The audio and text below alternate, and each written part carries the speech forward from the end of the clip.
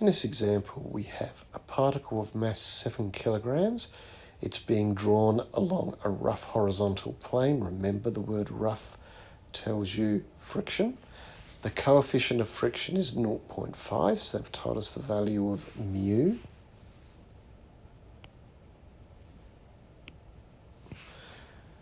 We're told there's an acceleration of 5, so we know the value of A, by a force acting in a vertical plane at an angle of sine theta equals 3/5. Find the magnitude of the force and the normal reaction of the plane. So again, we draw a force diagram to represent this. We have the object on the plane. The object has a mass of 7 kilograms. Weight is mass times gravity, so we have 7g operating downwards. So, we know that there is a normal reaction operating upwards. That normal reaction has a magnitude of n. Again, I've drawn my object being dragged across the page from left to right. So friction operates in the opposite direction to motion. So this is operating towards the left-hand side. Friction is equal to mu times n. Coefficient of friction is 0.5, so 0.5 n. I have called the force that is being used to drag the object as T. And it is operating at an angle that is at theta to the horizontal. We are told sine theta equals 3/5. So again, I've drawn a triangle, a right angle triangle, and marked in theta. 5 is the length of my hypotenuse.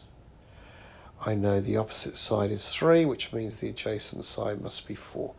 So using sine theta equals opposite on hypotenuse, I have 3/5.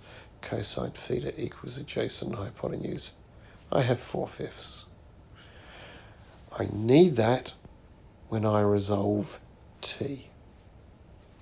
So what we're going to do is we're going to take force T, the force that's acting at an angle of theta, and we're going to resolve it into two vectors. But I'm just going to write the magnitudes of them there. So if I was to take T, I know that on that triangle, I know that I have T cos theta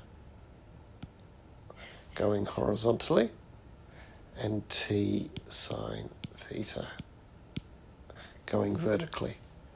I do know sine theta is 3/5, cos theta is 4/5. So now I'm going to draw those components in. The horizontal component, which is T cos theta, and again, by convention, the vertical component we write from the object upwards, and that is T sine theta. We're now going to write down our equation of motion. So we know R equals ma. Again, I will color code what I am doing. Going horizontally, in the positive direction, I have T cos theta. In the negative direction, I have 0.5 n. So they're both operating horizontally, that is in the unit vector I direction. So I have T cos theta minus 0.5 n in the I direction. In the J direction, we have the normal reaction going up. We have T sine theta going up. And we have the weight 7g going down. So I have t sine theta plus n minus 7g. Because the object is moving along the plane, it's not moving up or down, you know that the two components going upwards must equal to the one component going downwards. They're operating in the j direction. So we know that's equal to mass times acceleration. We know acceleration is in the direction of motion, so we have 7 times 5I.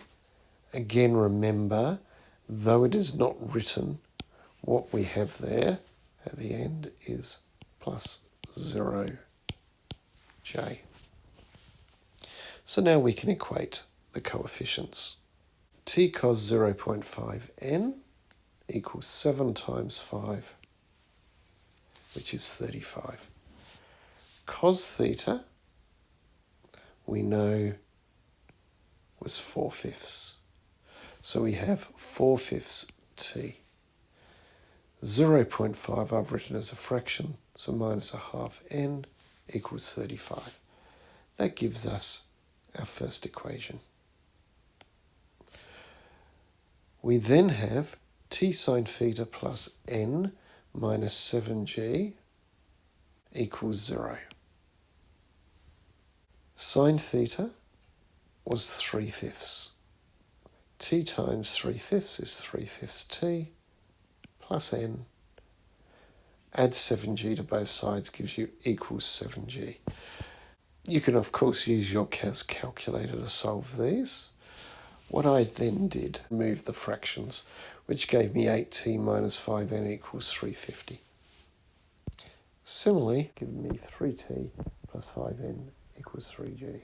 Solving these simultaneously, what we get is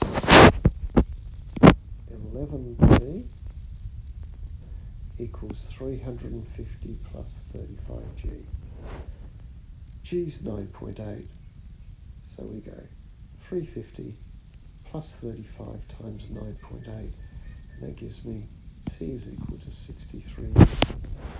Substituting into either one of the equations, I used equation number 1.